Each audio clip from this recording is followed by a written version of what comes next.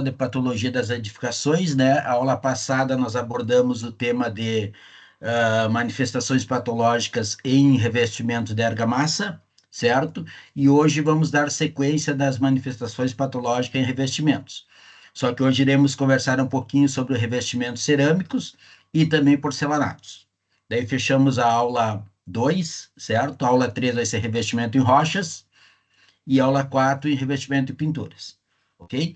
Estão visualizando a tela aí do revestimento em argamassa?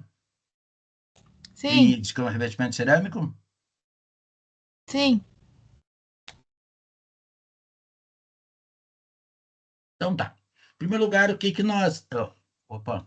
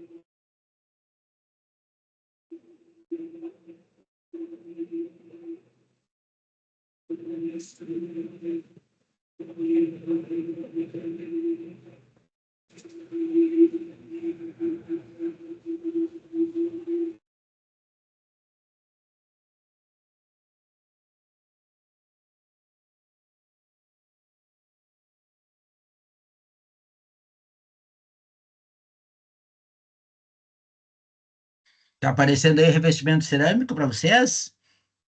Sim. Então tá. Então nós vamos conversar um pouquinho sobre as principais manifestações patológicas que nós temos nos revestimentos cerâmicos, né?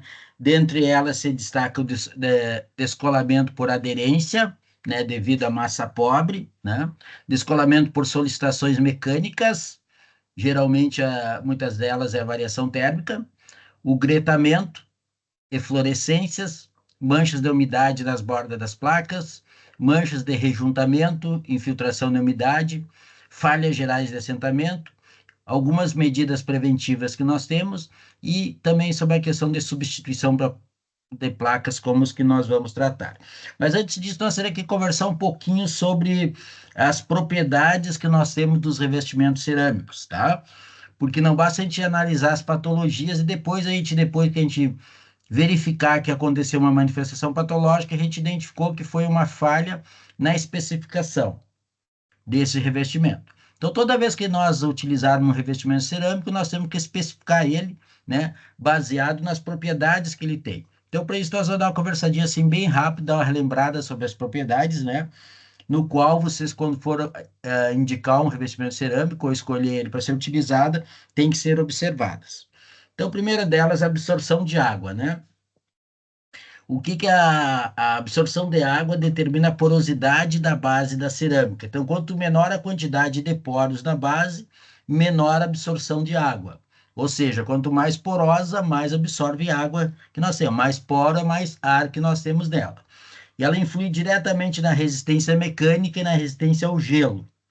Por que o gelo? Se eu tenho mais poro, ela é mais porosa, mais condições eu vou ter de penetrar água, né? Aonde essa água vai estar inserida dentro do meu revestimento cerâmico.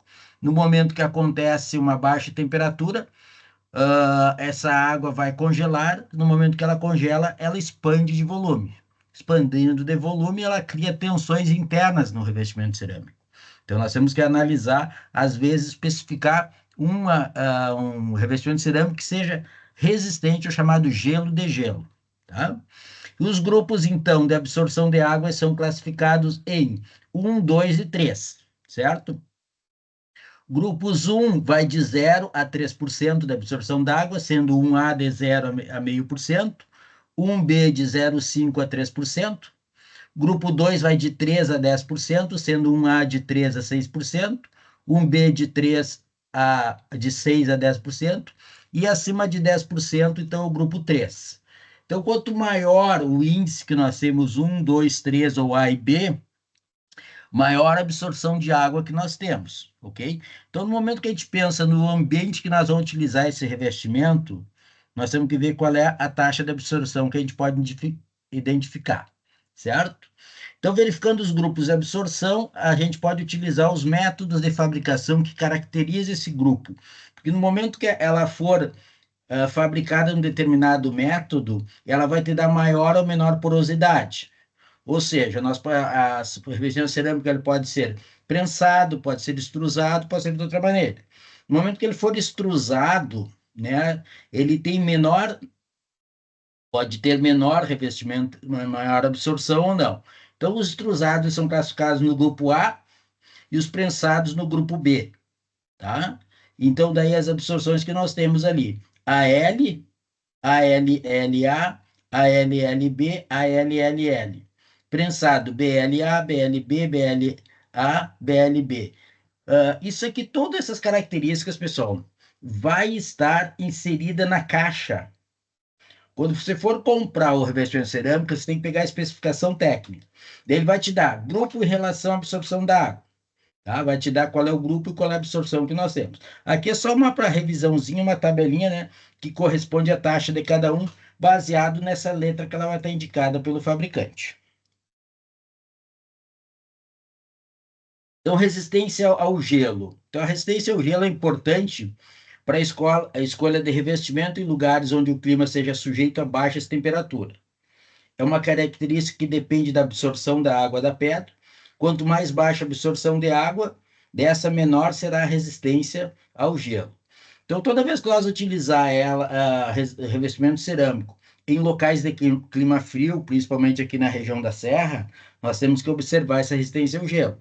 Nós utilizar lá no Norte e Nordeste, eles nem analisam esse parâmetro de característica, né, do revestimento cerâmico, que lá eles não têm a questão do gelo e o degelo que nós temos. Se nós irmos para a Europa, é muito crítico esse padrão de propriedade a ser observado. Resistência à abrasão. Resistência à abrasão é dado pela EPEI, certo? É resistência ao desgaste da superfície esmaltada, causada pelo tráfego de pessoas e movimento de objetos. O PI que orienta onde o produto é ser usado. Quanto maior o PEI, maior a resistência ao desgaste do esmalte. Produtos com PI alto, mas com condições brilhantes, são mais sujeitos a riscos, inclusive os porcelanatos. Então, ó, lembrando que não é para a gente confundir PEI com a qualidade da cerâmica, tá? O PI é resistência à abrasão. Então, no momento que eu tenho um ambiente externo, onde eu tenho maior tráfego de pessoas, eu vou ter maior solicitação à abrasão desse revestimento. Então, eu tenho que utilizar um PI de maior resistência, tá? Então, nós começamos aí, PI 1, 2, 3 e 4. Quanto maior o número, maior resistência à abrasão. Então, se eu pegar o PI 1, certo? Ele é indicado para ambiente interno, principalmente banheiros, né? PI 2 já pode ser resistência média, ambientes residenciais sem porta para fora. O que significa essa questão da porta para fora, pessoal? Ele estar localizado, esse ambiente, numa peça que não tem uma porta externa. Por quê? Porque no momento daquele ambiente que você sai para a rua e volta para a rua, você está sempre trazendo nos seus pés, no seu calçado, partículas, né? Principalmente de areia, que são elementos abrasivos. E você está trazendo e fazendo esse tráfego de entrada e saída no teu ambiente. No momento que você está nesse ambiente, no ambiente interno, você trouxe, passou por um local, passou por um tapete, perdeu muitas dessas poeiras até chegar nele. Então, por isso que eu falo, ambientes residenciais sem porta para fora. Normalmente, PI 2 a gente praticamente nem usa mais para piso, né? PI 3, ambientes residenciais com porta para fora. PI 4, ambientes públicos sem porta para fora. E PI 5, que são residência altíssima, certo? Ambientes públicos com porta para fora. Por que a gente fala em ambientes públicos? Porque no momento que eu tenho ambiente público, eu vou ter muito maior tráfego naquele local do que um ambiente residencial, né? Imagina uma instituição pública, a entrada de pessoas que nós temos ali. Olha o hall da FTEC, né? Quantas pessoas entram todo dia e saem ali com porta saída para fora. Então, vou ter maior tráfego que nós temos. Então, com isso, essa peça cerâmica vai ser submetida muito mais intensamente ao desgaste, né? Certo?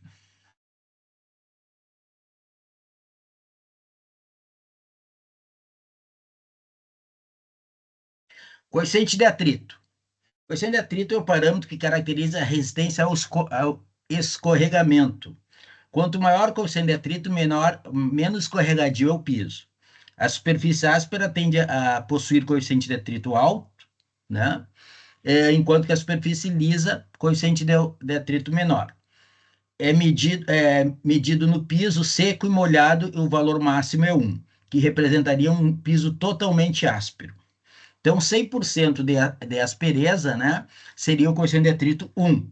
O piso é considerado antiderrapante, que o seu coeficiente de atrito molhado for maior que 0,4. Então, antiderrapante. Então, quando a gente compra e especifica, eu quero um piso antiderrapante, primeira característica é coeficiente de atrito superior a 0,4, né? Então, quando eu tiver o coeficiente de atrito inferior a 0,4 ou de 0,4, ele é desaconselhável para uso externo. Tá? Normalmente são superfícies lisas e brilhantes. De 0,4 a 0,7 para áreas externas em nível. Tá? Então, eu posso pegar desde cerâmica, granilha esmaltada, cetilada, não lisa, esmaltada fosca, não lisa, esmaltada rústica, etc. Agora, isso eu estou sempre analisando a questão áreas externas em nível. Agora, quando eu tiver áreas externas em aclive ou declive, certo? Eu tenho que especificar um coeficiente de atrito superior a 0,7.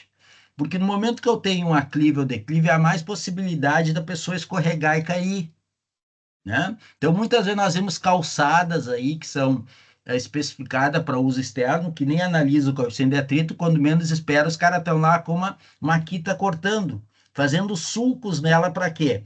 Para aumentar a rugosidade para que a pessoa não caia, né? Principalmente quando for molhada. Um piso cerâmico, um piso polido cerâmico, se for no ambiente externo, é escorregadio, né? Ele não estaria dentro da especificação. Então, teria que estar dentro de uma área interna ou uma área coberta. Tranquilo aí, pessoal? Já tinha ouvido falar dessas características ou não?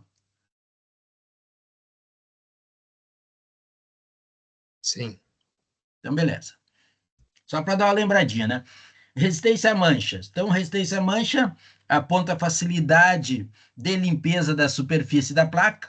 Quanto mais lisa for a superfície da peça, mais fácil será a limpeza, né? Quanto mais rugosa, mais difícil nós vamos ter a possibilidade de limpeza. Por quê? Porque a sujeira, a sujidade que nós chamamos, tá? Então, quando nós vemos o ambiente totalmente sujo, um revestimento sujo, seja ele cerâmico, seja ele argamassa, nós dizemos que isso é uma manifestação patológica denominada sujidade, tá? De sujeira. É falta de manutenção e conservação, né?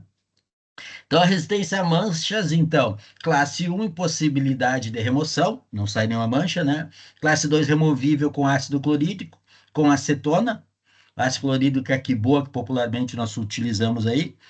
Classe 3, removível com produto de limpeza forte. Classe 4, removível com produto de limpeza fraco. E classe 5, máxima facilidade de remoção. Então, tudo isso tem a ver principalmente com a superfície, né, da placa a ser utilizada. Daí nós temos algumas outras características aí que também faz parte do revestimento cerâmico, né, que não necessariamente são essenciais, mas são importantes nós saber que existe. Então, tipo, resistência a ataque químico. Então, resistência a ataque químico é dividida principalmente em duas classes, quando é residencial, que é resistência a produtos domésticos. Então, ela é obrigada em todas as placas cerâmicas, né? Quando for fabricada, elas já são obrigadas a ser resistentes a produtos domésticos, para residencial. E industrial, quando é resistência tipo a ácidos fortes, a concentrados e produtos quentes. Resistência ao chumbo, ao cádmio solúveis. Então, resistência ao chumbo, ao cádmio solúveis são características fundamentais para locais que guardam alimentos, ambientes em onde o material cerâmico não deve liberar chumbo ou cádmio em presença de ácido acético. O que acontece? O vinagre, quando ele é lançado na peça, ele pode liberar muitas vezes chumbo ou cádmio, depende da composição do material cerâmico que nós temos. Então, você tem que pegar especificar algum revestimento que seja resistente ao chumbo e ao cádmio. Estabilidade da diferença de tonalidade. Então, toda sobre a estabilidade e funcionalidade, a ação da luz, mesmo em raio ultravioleta, não provoca perdas de cor nem desbotamento da superfície cerâmica, mantendo estáveis a sua cor. Então, todos os materiais têm essa estabilidade, né? Resistência ao fogo, comparado com todos os materiais de um edifício, estudos apontam que o revestimento é um dos mais resistentes e seguros quando submetido ao fogo. O revestimento cerâmico só à prova de fogo em qualquer temperatura. Então, ele é considerado praticamente um isolante, né, de fogo, o revestimento cerâmico. Outras, então, que nós temos a questão da higiene, tá? Então, os revestimentos cerâmicos não detêm líquido, não absorvem vapores, odores nem fumaça, são, portanto, adequados a ambientes onde a higiene é essencial. Condutividade elétrica, eles são excelentes isolantes elétricos, né? Não acumulam cargas eletrostáticas substanciais. Consequentemente, choques devido a cargas eletrostáticas ocorrem raramente em pisos cerâmicos. Em áreas onde cargas eletrostáticas podem ameaçar a segurança de pessoas ou o bom funcionamento de equipamentos eletrônicos delicados, tais como salas cirúrgicas, hospitais ou salas de computadores, revestimentos cerâmicos são eletrocondutores de antiestática e devem ser utilizados. O que pode fazer com que o condutor haja ou ocorra condução elétrica num revestimento cerâmico é caso ele esteja molhado, né? Então, a condução vai se dar pelo líquido que está na superfície e não pelo revestimento em si.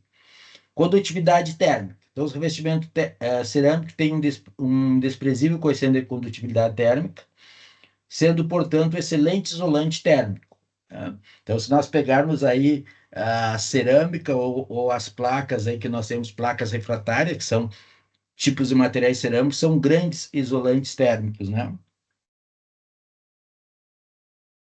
O peso, então, eles variam em torno de 10 a 15 quilos por metro quadrado, né?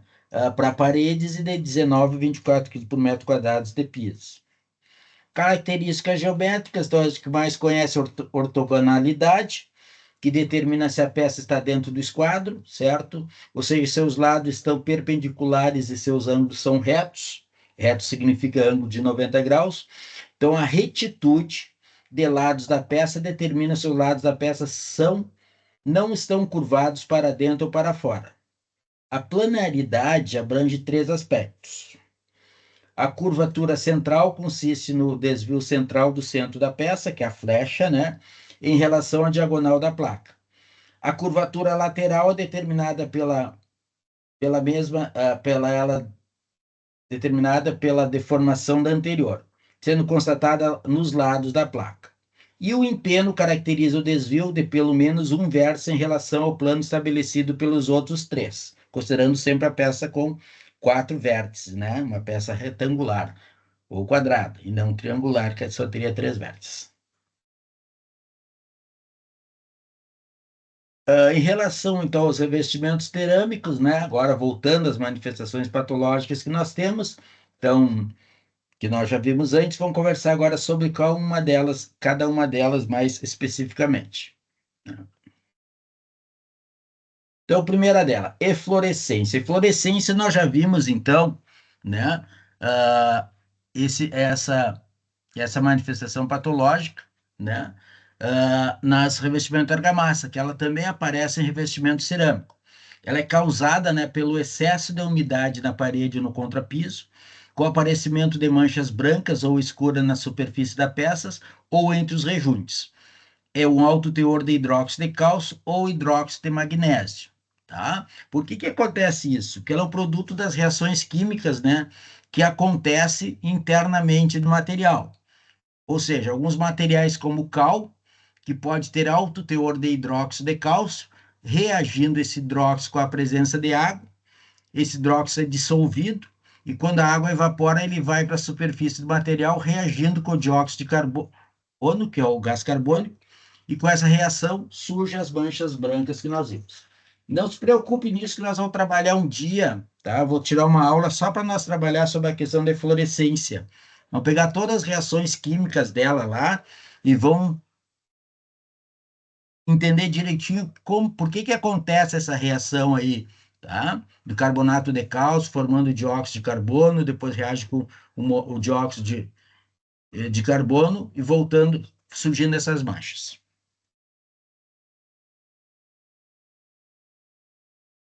Ó, esta, então, que nós vimos, chama-se de gretamento. Olha o termo, gretamento. Então, aparecimento de fissuras na superfície esmaltada da peça acontece principalmente em decorrência da expansão por umidade. Quando o esmalte não acompanhando esse movimento, fissura em forma semelhante a um fio de cabelo. O gretamento constitui uma série de aberturas de fissuras inferiores a 1 milímetro e ocorre na superfície esmaltada das placas, dando a ela a aparência de uma teia de aranha.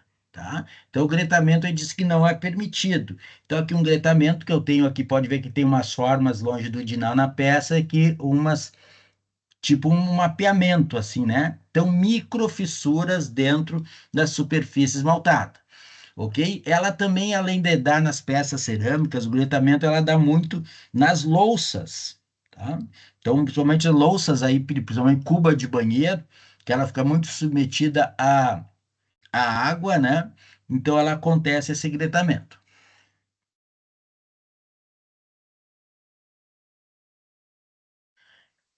Desgaste do esmalte é causada pela explicação errada na produção.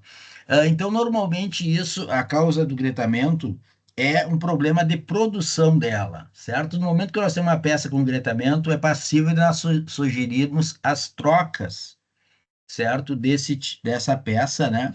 Por outra, devido a ela ter absorvido muita água, ter criado tensões internas ali, ela ter fissurado, né? Então, nós temos movimentação interna, entra água, sai água, entra água, sai água, sempre cria tensões internas no meu revestimento cerâmico, certo? E chega a um ponto que ele vai romper por fadiga. O gretamento ele não te dá logo no início que você lança uma estrutura, você utiliza essa estrutura, às vezes é 5, 10 anos depois que vai começar a aparecer essas microfissuras. Normalmente falha de fabricação. Descolamento. Então, só eu vou entender o seguinte, pessoal. Descolamento não é desplacamento, tá? Vamos diferenciar. Descolamento é quando ocorre a queda do revestimento cerâmico. Desplacamento é quando cai placas inteiras, tá? Praticamente a mesma coisa. O termo mais correto que eu gostaria sempre de utilizar é descolamento do revestimento cerâmico, ok? Então, primeira coisa, vamos ver aonde que pode ocorrer o descolamento do revestimento cerâmico. É uma questão de prova, pessoal, e às vezes o pessoal coloca, vai ocorrer lá no revestimento da cozinha, vai ocorrer no revestimento do banheiro, ocorreu descolamento nas fachadas. Não, pessoal, não é isso que eu quero saber. Claro, e vocês colocaram os locais aonde que foi aplicado o revestimento cerâmico, com certeza nos locais onde for aplicado a possibilidade de ocorrer o descolamento. Mas não, nós temos locais onde pode ocorrer. Então, o que eu tenho que analisar? Aonde que ele foi assentado. Então, digamos que eu tenho aqui uma parede em osso, certo? Um revestimento em argamassado, depois um cimento cola e o revestimento cerâmico. Esses são os locais que eu tenho, tá? Então, nós sempre analisamos aqui aonde que ele pode ocorrer. A palavra-chave é sempre dizer interface, interface entre uma face e o outro. Então, a primeira coisa, o que que ele diz? Interface entre emboço e base, seria aqui, ó, minha base e meu emboço. Então, ele descolou o revestimento cerâmico com o cimento cola, com o emboço e saiu tudo inteiro, certo? Outro, no corpo do emboço. Opa, saiu aqui. Tá? Outro, na interface argamassa e argamassa de assentamento. Aqui, argamassa de revestimento, argamassa de assentamento. Interface entre argamassa de assentamento e cerâmica. Aqui, ó. Tá? Então, esses são os locais que nós podemos usar. Então, tem 3, 4, 5 locais que ele pode cair, né? Que nós temos. O que que vai determinar muitas vezes o local de queda? Em função do local que ele está descolando, vai ter um diagnóstico da origem, né? Então, você não fez um salpique apropriado, pode cair tudo junto. Você não obedeceu o prazo de cura de salpique, pode cair junto. Você aplicou o salpique numa parede com excesso de umidade, pode descolar. Você aplicou o salpique com uma parede com excesso de poeira e sujeira, pode descolar. Eu salpiquei e depois, quando eu fiz o emboço, a parede estava suja, estava com mofo, com bolor, não fiz uma limpeza, né? Descolou ali, certo? Utilizei uma argamassa vencida de assentamento, descolou ali. Passei a peça só de um lado, o revestimento cerâmico eu passei dos dois, coloque. Então, diversos locais que pode ocorrer, vai ter diversas explicações do que, onde foi a falha, né?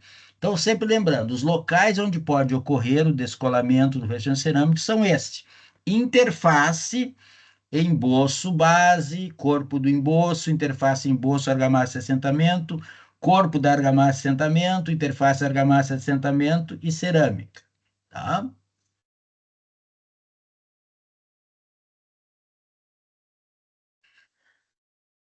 Descolamento limpo, tá? Descolamento limpo. Aderência insuficiente. Quando eu, tipo assim, houve um descolamento e saiu tudo limpinho, ou seja, a minha peça descolou, certo? E a minha superfície está completamente limpa, certo? Então, o que que eu digo?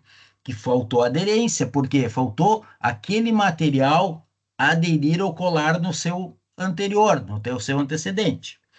Então, o descolamento acompanhado de estufamentos, vincos, estilhaços, fissuras, estalos. Tá? Devido a que movimentações estruturais, recálculos, retração, movimentação térmica, etc. Então, digamos o seguinte, eu tenho uma laje aqui, tá? No momento que ela sofre uma dilatação, está empurrando para lá, certo? Então, ela puxa a laje para um lado, certo? Ou quando acontece uma flecha nela, ela traciona a fibra de baixo e comprime a estrutura aqui. Comprimindo aqui a minha revestimento cerâmica, a tendência dele é levantar isso aqui, ó. Quando ela levanta, ela perde a aderência aqui e descola, solta, pá. Quando fala ali estalos, porque ela chega a estourar, explodir, e às vezes ela não estoura somente no rejunte, ela pode estourar e lascar aqui no meio, tá? Então, devido à movimentação da estrutura, tá? Então, houve uma falta de aderência aqui que ela não teve capacidade e resistência para suportar as tensões de contração e dilatação da minha superfície.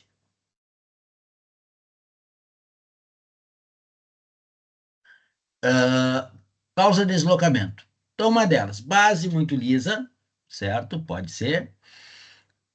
Base pouco absorvente ou saturada de água, né? Base muito absorvente, base impregnada de gordura, eflorescência, desmoldante, né? Tubulações salientes, então são tudo causas que podem afetar o descolamento de um revestimento cerâmico. Tudo depende de quê? Quando houver o descolamento, eu lá fazer uma investigação e ver. A base está muito lisa, a base está pouco absorvente, a base estava saturada demais, está muito absorvente. Tinha gordura, tinha fluorescência, tinha desmoldante em cima dela. Aqui passa uma rede de tubulação, né? Não houve o cobrimento suficiente de argamassa, né? Nesse caso, que possui o revestimento, ela pode trincar ou descolar também, né? Trincar ou fazer uma fissura. Então, aqui eu tenho exemplos de descolamento, né? Descolamento, alguns autores falam, então, em vez de ser descolamento, destacamento. Eu prefiro utilizar descolamento. Então, são caracterizados pela perda de aderência das placas no substrato ou no emboço sobre a alvenaria ou peças estruturais, ou na argamassa colante, que eu já estou dizendo os locais, né? Então, o que que é? Descolamento é devido à falta de aderência. Essa ponto, causa principal, tá? Onde ocorreu, tem que fazer análise. Então, ocorre quando as tensões ultrapassam a capacidade de aderência. Porque o que que acontece? Uma peça cerâmica, ela está sempre tracionada para baixo. Para quê? Pelo peso próprio dela. Então, ela está sempre causando tensões, certo? No sentido vertical, no momento, claro, que ela for utilizada na parede, Se for do piso, já não, né? Então, já não é para as laterais, ok? Então, quando eu tiver falha no emboço, argamassa, assentamento, o que pode acontecer? Se eu tiver uma argamassa, assentamento fraca, aglomerante, com pouca adesão, pouca coerência, pode acontecer o descolamento. Argamassa com excesso de fluidos, principalmente rico em material silto argiloso, pode ocorrer retração, que diminui a aderência, aconteceu o descolamento. Argamassa com baixo poder de retenção de água ou alto modo de formação, tá? Pode acontecer um poder de acomodação dela e vir a ocorrer o descolamento. Movimentações higroscópicas acentuadas. O que é movimentações higroscópicas? Entrada e saída de água, tá? Seja por uma umidade externa que nós temos, que vem para a camada de carne, ou camadas muito grossas no revestimento, ou também camadas muito finas nos revestimentos. Então, tudo isso são possibilidades que sejam uma das causas do descolamento do revestimento cerâmico na região entre o emboço ou na argamassa de assentamento. Ok? Então, aqui um revestimento cerâmico, onde eu tenho aqui olha aqui, caiu nessa parte, caiu depois da argamassa, e aqui o revestimento todo com a argamassa que nós temos. E aqui, ó, falta de salpique. Então, tem diversas causas, né, para o mesmo descolamento de um revestimento cerâmico, tá? Então, aqui caiu em cima, que seria essa parte aqui. Aqui descolou mais embaixo, aqui descolou parte do reboco, esse é reboco magro. E aqui, ó, o reboco caiu, descolou junto na base da superfície. Aqui deve ser a alvenaria, aqui deve ser uma estrutura em concreto, talvez a viga, né? A viga que está aqui embaixo, descolou tudo, porque falta aderência. Provavelmente aqui ou poeira, ou talvez até desmoldante demais, quando ela foi feita a estrutura de concreto. Aqui pontos que eu tenho de descolamento, uma fachada, tá?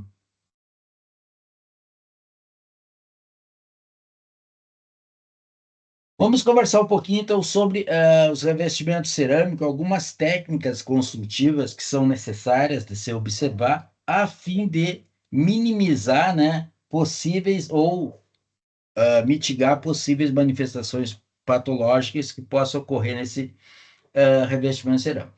Então, primeira coisa, o biscoito, caso ele seja muito absorvente, utilizado material de vidro, ou que seja pouco absorvente demais também.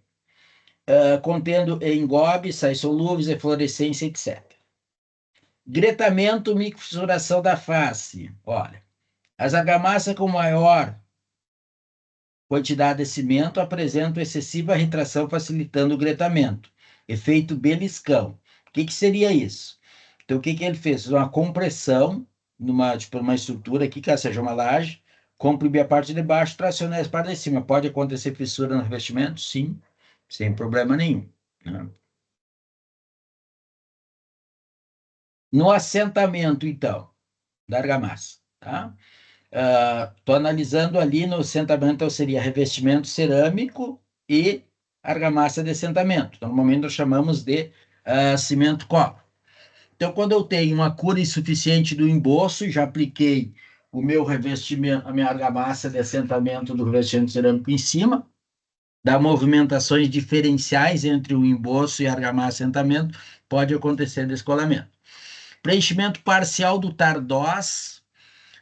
Então, anote esse termo aí. A peça cerâmica, a parte lisa que nós temos, a parte do esmalte, sempre o verso dela, nós chamamos de tardós. Tá?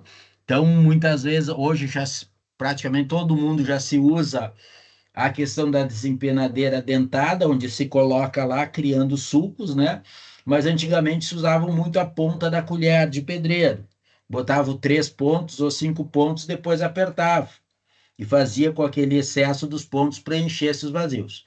Então, já vi muitos descolamentos de peças que nós vimos que foi feito dessa maneira. Então, quando teve um preenchimento parcial do tardós, preencheu só no meio, não preencheu as laterais, fica uma área sem aderência, né?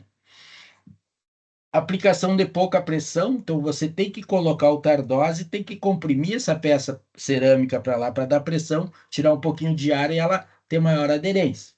Batimento inadequado, você começou a bater a peça cerâmica, né? Realinhamento da peça recém-assentadas, então muitas vezes o que o pessoal faz? Lança a pedra cerâmica e começa a empurrar para um lado e para outro para dar o alinhamento correto, principalmente peças que são de utilização comercial, onde eu tenho uma espessura de rejunte maior, né? E elas têm muita variação dimensional, e daí o assentador lá, ceramicista, tem que fazer milagres, né? Para deixar ela bem bonitinha. Então, às vezes, joga muito para um lado e para outro, acontecendo depois possível descolamento. Então, o realinhamento das peças vai ser assentada.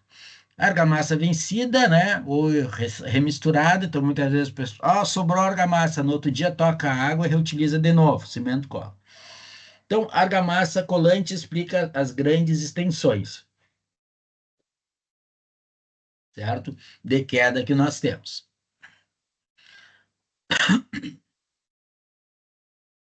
Uma das principais causas que não está aqui, que seria pós-assentamento, é o que é? É a utilização da tua peça antes da cura, tá?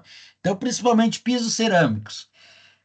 Assentei o meu revestimento hoje, e amanhã, ou assentei de manhã à tarde, o pessoal já está subindo em cima, caminhando, né? Então, o que você vai acontecer? Ele não tem resistência suficiente para suportar as tensões de compressão.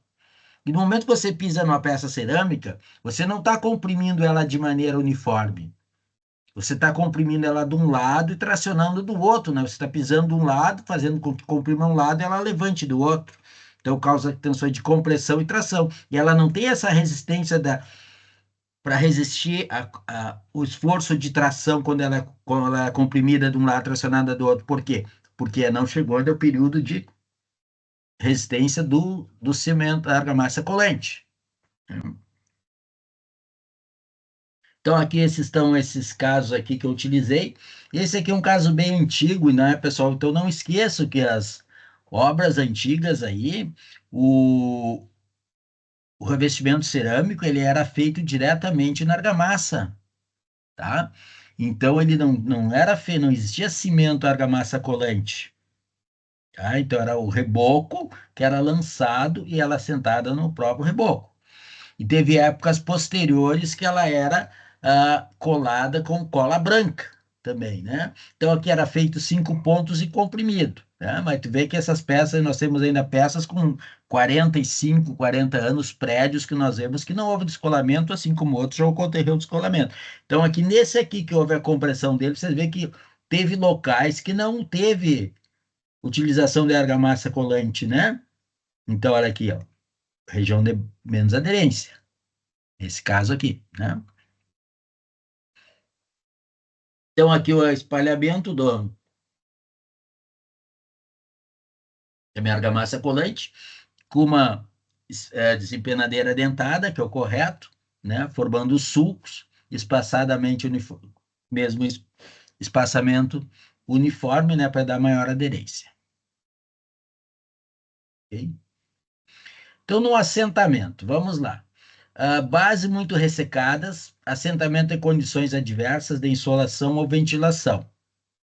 Então tem que molhar lá a tua base antes de fazer o assentamento. Às vezes o cara pensa, é piso, não precisa fazer nada, só larga a argamassa, colante e deu. Não sei por que que parede o pessoal gosta de fazer tudo certinho. Por quê? No momento que a parede você não tiver uma aderência boa com o próprio peso, ela vai escorregar e vai cair. No piso não, ela já está ali com o peso próprio. Mas também tem que ter uma aderência boa. Caso a base seja muito ressecada, tem que ser umedecida antes, né? Coincidência de ranhura do tardose e da desempenadeira. Pessoal, então você faz a tua ranhura nenhum sentido no tardós, tá? Na parede tem que ser no outro sentido. Se na parede eu fiz num sentido, no tardós eu tenho sentido ao contrário, ok? Por quê? Porque senão os sulcos ele pode coincidir um com os outros, ó, e ficar locais que não vai ter aderência, tá? Irregularidade geométrica da base versus argamassa colante, falta de utilização de espaçadores nas paredes, rejuntamento deficiente, tráfego sobre o piso recém-assentados, esse que é importantíssimo, né? Limpeza com substâncias ácidas também pode acontecer o descolamento. Tá? Então, aqui o que que nós temos, ó? Revestimento em parede, fachada externa, que aconteceu o descolamento.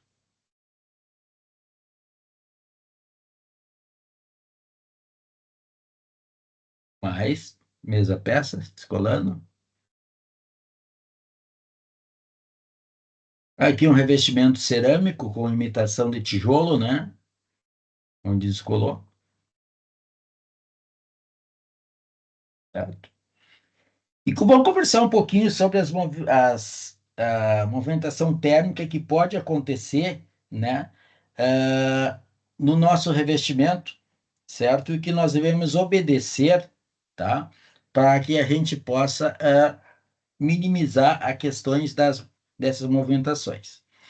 Então, movimentações térmicas. Influência na cor, certo? Folgas insuficientes, juntamentos rígidos, ausência de junta de dessolidarização, ausência de juntas intermediárias de movimentação. Tá? Então, o que que eu tenho aqui? Em primeiro lugar, eu tenho meu contrapiso, revestimento cerâmico. Então, meu revestimento cerâmico, ele não pode estar colado na minha parede. Ele tem que deixar um espaçamento aqui, ó. E quando eu tiver uma movimentação térmica, ele não vai bater na parede, se ele bater na parede, vai levantar aqui, tá? Então, eu tenho que ter uma junta aqui, que é chamada junta de dessolidarização, certo? Essa junta, ela também pode ser feita conforme o tipo de revestimento, a cada 3, 4 metros você criar essa junta, tá? Uma junta com material que você utiliza um material deformável, ok? Daí, na mesma junta que você fez no teu contrapiso, você vai fazer no revestimento cerâmico, ok? Normalmente, essa junta é difícil de você achar, então você faz o assentamento, chega ali no ponto, pega a maquita e corta ali, naquele local, e você já tem o ponto definido, né? Para você ficar em cima do rejunte entre uma peça e outra peça. Tá? Então, olha aqui. Então, tem uma peça inteira, uma fachada inteira num prédio, onde não obedeceu a junta de desolidarização. Então, vai chegar um momento que a movimentação térmica vai se dar. Movimentou de um lado, expandiu do outro, ó. Estourou para fora. Tá? Então, eu teria que ter feito essas juntas para quê? Para absorver as tensões de tensão, né, que nós temos devido à minha variação térmica. Aqui, descolamento, né? Mais peças descoladas. Aqui já vê que, olha só, pela irregularidade que eu coloquei na argamassa colante de tudo que é jeito, ó, eu vi que a qualidade de assentamento não obedecia um padrão, né? Todo o mesmo padrão, mesmo sentido e a Tardosa no outro sentido, tá? Então, para que servem as nossas juntas? Aquelas juntas de solidarização. Agora nós temos uma junta de dilatação ou de movimentação, tá? Então, como é que deve ser? Qual é o objetivo da execução dessa junta? Evitar fissuras aleatórias da edificação pelo efeito da retração do concreto da argamassa, e ela procede-se com o corte com serra nas juntas. Delimita-se a área de movimentação, reduz a extensão de tração superficial do revestimento e do concreto. Tá? Então, quando se faz até piso de concreto, piso polido, tá? Você tem que fazer essa junta. Os procedimentos antigos, nós fazíamos panos de 3x4, de 4x4, 5x5, todo ele com forma de madeira, depois tirava e colocava de novo. Hoje não, a gente faz todo ele junto e chega lá com a maquita, com policorte, né, e corta ele, né, fazendo a nossa junta de dilatação ou de movimentação.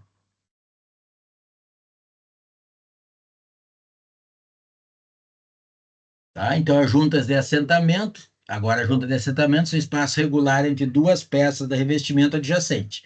Essa a gente chama de junta ou rejunte que nós temos. Juntas de movimentação são espaço regular cuja movimentação é subdividir o revestimento para aliviar as tensões provocadas pela movimentação da base ou do próprio revestimento. Junta de dessolidarização, espaço regular cuja função é separar o revestimento para aliviar as tensões provocadas pela movimentação da base ou do próprio revestimento. E uma junta estrutural, né? Espaço regular cuja função é aliviar as tensões provocadas pela movimentação da estrutura de concreto. Eu estou separando duas estruturas de concreto, né, por uma junta estrutural. Evidentemente que ali eu não posso cobrir ela com revestimento cerâmico, quando ela se movimentar, o revestimento cerâmico vai fissurar, evidentemente, né? Então, aqui o que eu tenho, né? Então, se eu tenho um revestimento cerâmico, certo? Próximo à superfície, nunca colar ele ali, deixar a junta chamada junta de solidarização. Tenho meu revestimento cerâmico, tenho meu rejunte, certo? E caso eu tenha a fazer um recorte aqui no meu piso, também vou fazer, né? Daqui é feito, colocado uma junta de movimentação, né? E o material, muitas vezes, impermeável aqui para não deixar penetrar água, tá? Então, ali a junta de dessolidarização em vermelho mostrando. Tá? Aqui está maior. Então, caso eu tenha no piso, esse aqui eu peguei e ampliei para cá, né? Na parede. Então, aqui o emboço, né? O enchimento, depois o meu selante, eu vou encher tudo isso aqui de selante, eu tenho um custo muito elevado.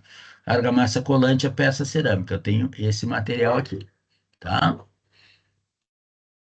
E a mesma coisa, utilizando outro material maior, né? Caso eu vou ter uma junta maior que eu vou utilizar.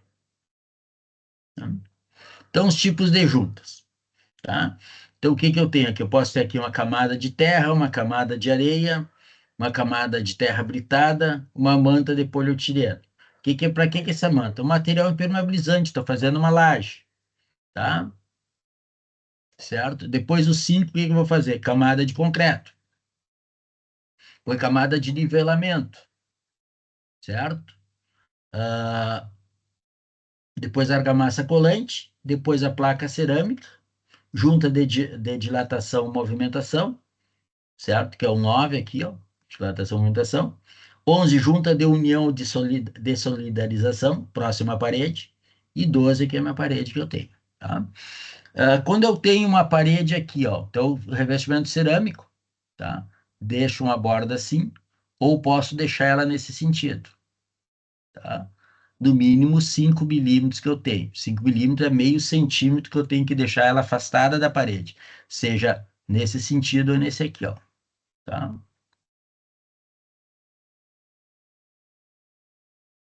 Então, a NBR 13755 fala sobre revestimento de paredes externas e fachadas com placa cerâmica, recomenda o quê? Execução de juntas horizontal de movimentação e de dessolidarização, espaçada no máximo a cada 3 metros ou a cada pé direito, na região de encunhamento da alvenaria, bem como execução de juntas verticais de movimentação espaçadas a cada 6 metros. Então, o que eu vou fazer? No momento que eu tiver principalmente uma fachada, ok? Que eu tenho um revestimento longo, eu vou ter que fazer um projeto, tá? Um projeto para execução do meu revestimento cerâmico. Aonde nesse projeto eu vou ter a altura correta lá do local, eu vou demarcar a junta de dessolidarização, juntas de movimentação que tenha, certo? Para o quê? Para que não, quando eu tiver a movimentação térmica, essa junta absorva essa movimentação térmica e não transmita para o nosso revestimento cerâmico, a fim de causar as tensões que venha a causar o descolamento dela.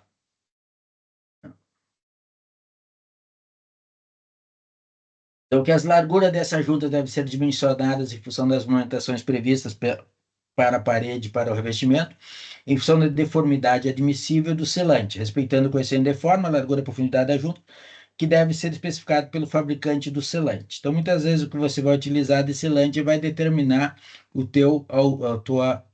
tamanho dos panos a ser utilizado, né?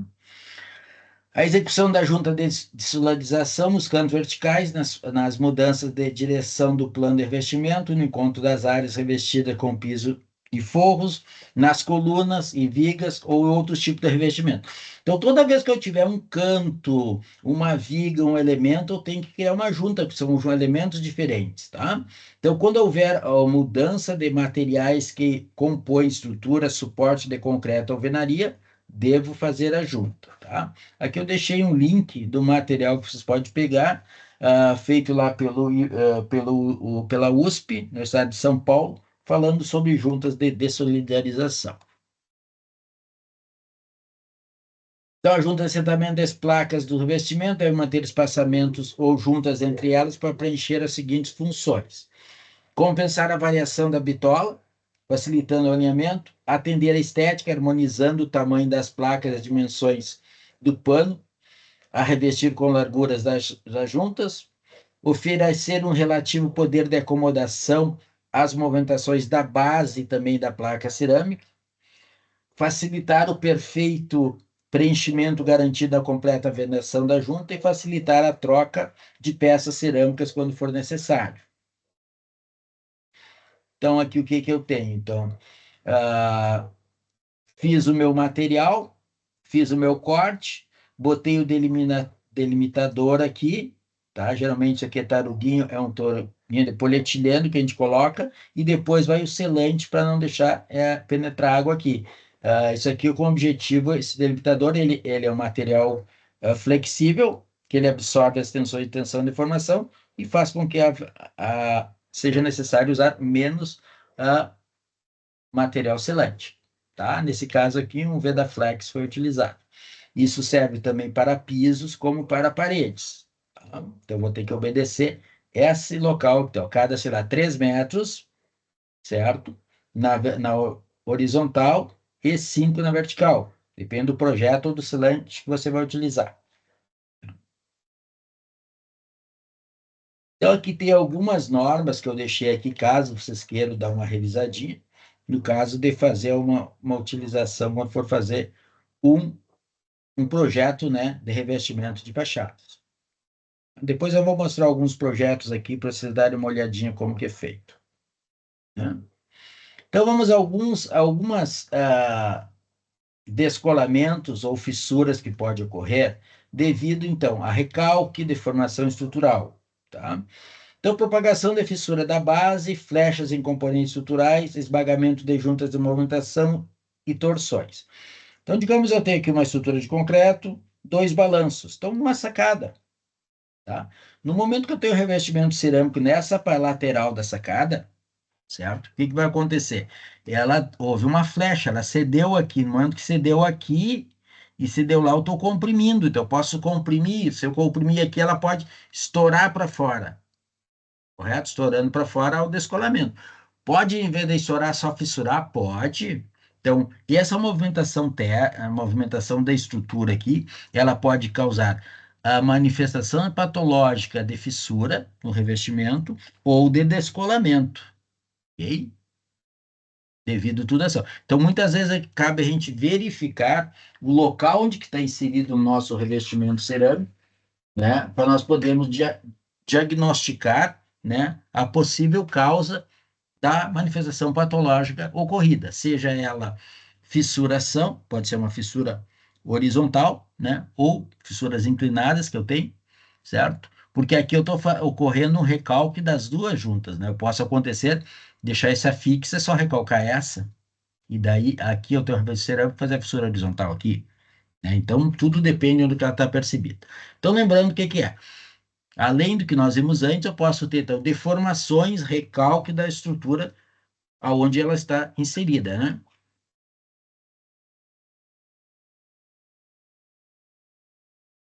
Fissuração das placas, falha de paginação.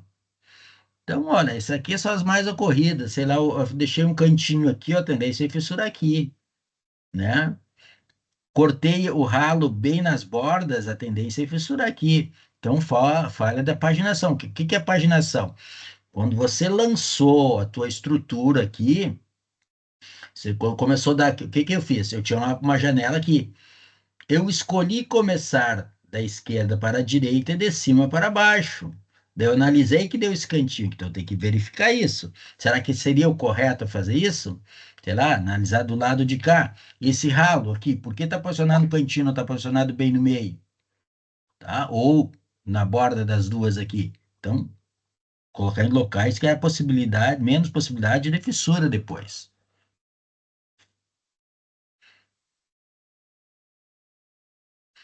Mancha de umidade nas bordas das placas. Tá? Então, normalmente se tem umidade lá, a tendência é nas bordas, nas laterais, dar umidade. Né?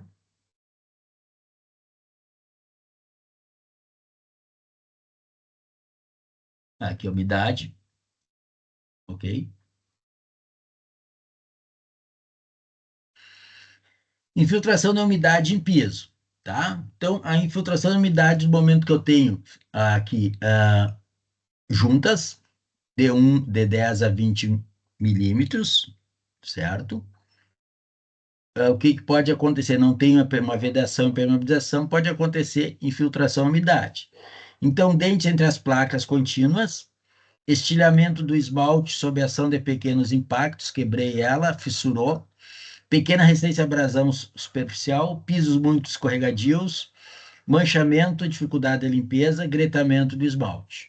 Tá? Tudo isso pode causar a infiltração de umidade em piso.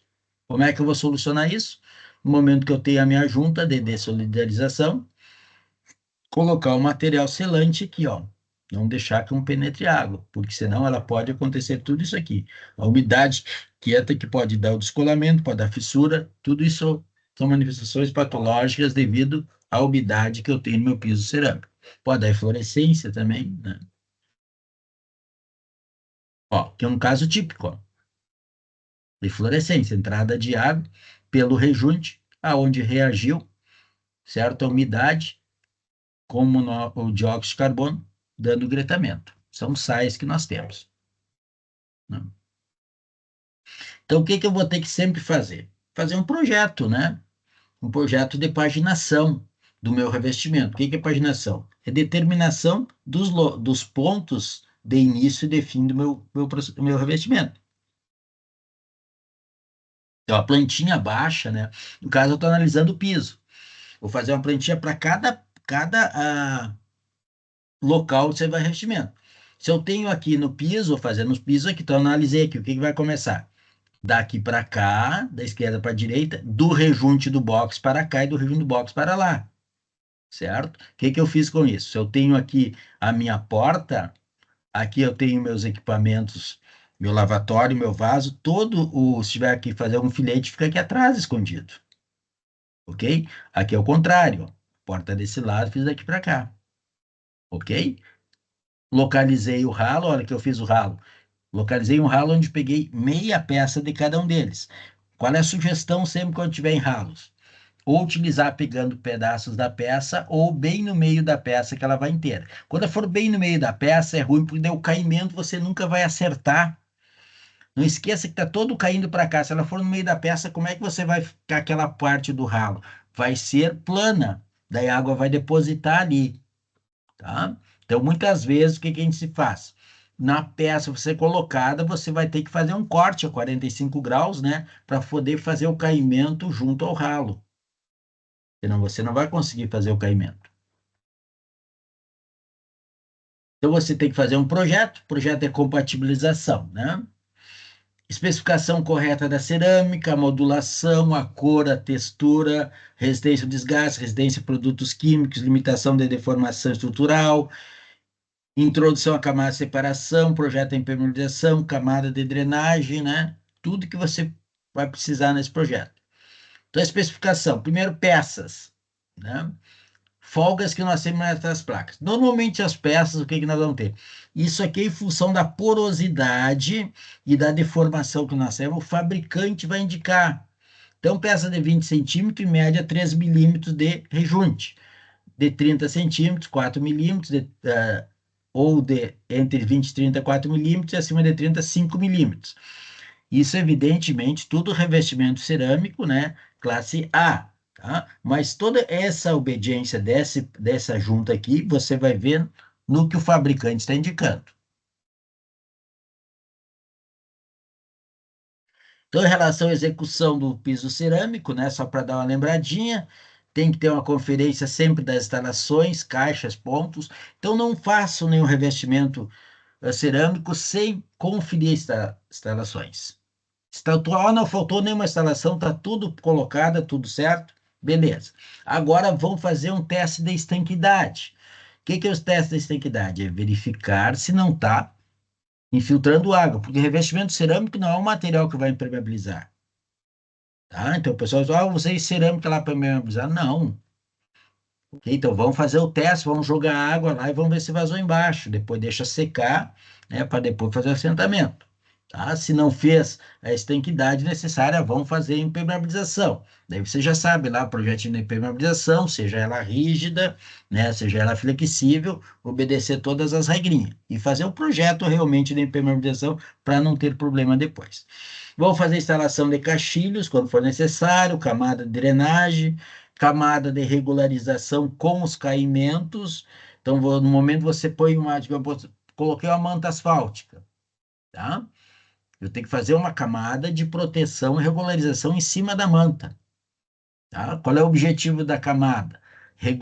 Proteger a manta asfáltica, certo?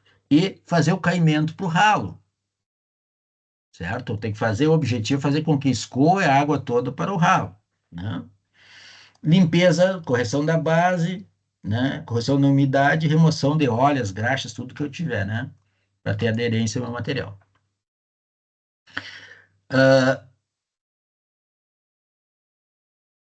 Então, o que eu posso fazer muitas vezes?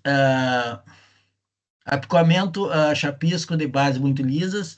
Então, se eu tenho uma base muito lisa, qual é a maneira de tornar ela áspera? Apicamento. Pegar uma talhadeira, fazer uns sulcos nela, fazer uns cortes nela, porque ela tem maior rugosidade. Fazer um chapisco prévio um tardós, né? Isso geralmente não se usa mais, né? Mas também. Quando nós tiver absorção maior que 15%, fazer a molhagem na parte traseira dela, né? Ponto de início de assentamento, as peças recortadas, área de espalhamento de argamassa colante, então obedecer a área, não fazer aquele pano muito grande de espalhamento de argamassa colante e depois fazer o assentamento, tem que obedecer o que o fabricante da argamassa diz, no máximo é 3 metros quadrados. Vou assentar 3 metros quadrados, ou 2 metros quadrados. Lanço 3 metros quadrados, depois vou colocar ela, depois lanço os outros. Fazer o alinhamento das juntas, verificar a folga entre as placas cerâmicas, verificar a penetração, frisamento do material de rejunte, fazer a junta de dessolidarização ou junta de dilatação, quando for o caso, utilizar cantoneiras de alumínio, proteção de esquinas, né, porque o material cerâmico não é um material apropriado para proteção de quinas, tá certo que ele tem mais resistência que a argamassa, mas também conforme a utilização não é o material indicado para isso, para ocorrer, né, o esborcinamento que nós vimos na aula passada. Fazer a limpeza e proteção do serviço acabado depois do final, né? Então, primeira coisa, argamassa. Faço o assentamento da argamassa, tá? E verifico a argamassa. No momento que eu passar o dedo na argamassa, tem que verificar o tempo em aberto da argamassa colante. O que é o tempo em aberto da argamassa colante? Você lança a argamassa, certo? E você não pode passar do tempo necessário para você fazer o assentamento, tá? No momento que você lança a argamassa e coloca o dedo, ela estiver aderindo na sua mão, certo? Coloca o dedo ali, tem que colocar ela, esperar um pouquinho, no que ela começa a aderir na mão, ó, tá no ponto certo de assentamento. Se eu passei muito tempo e coloquei a minha mão, ela saiu lisa, ela não está mais aderente. Então, olha aqui, já não tem mais possibilidade de fazer o assentamento da peça, certo? Naquela argamassa colante. Em termos de recuperação dos revestimentos cerâmicos, nós temos que identificar qual é as peças que estão soltas. Qual é o teste que se faz? Pessoal, o teste para verificação de peças soltas é o teste mais simples de todos, que chama-se o teste à percussão. Como que funciona ele? você pegar um equipamento, hoje tem até martelinhos de polietileno, você compra, né? Ou um pedaço de madeira e bater na peça. E verificar o som delas. Normalmente, cada peça você faz 5 batidas. Uma em cada face e uma no meio. Quer bater mais? Sim. Pelo som que você tiver, você vai identificar se tem ar ali dentro. Quando tiver ar ali, nós chamamos que tem o som cavo. Ok? Então, você vai bater ela e vai identificar. Peças com som cavo vai ser marcada. No momento que eu tenho ar ali, eu tenho locais, ou seja, regiões que está faltando aderência entre a minha base e a minha peça, né? Entre o meu a argamassa colante e a minha peça. Então, ela está com som cavo. Aquela peça tem que ser substituída. Ora, ela vai descolar logo? Não, ela não necessariamente vai ocorrer um descolamento logo, mas uma peça que a possibilidade com o decorrer das movimentações térmicas que sofre a estrutura, das solicitações que ela esteja submetida, mesmo vento, intempéries, né? São ações que estão em cima dela, ou o tráfego dessa superfície vai tender a cair. Tá? Então, identificar as causas do descolamento. Primeiro, estilhaços, vincos, etc. Região de descolamento, as interfaces. Presença de cimento não hidratado no tardós. Tardós excessivamente liso, que vai dar o peeling. Umidade anormal, desagregação no reboco, etc. Sanar problemas de vazamento, isolação térmica das tubulações de água, quente principalmente.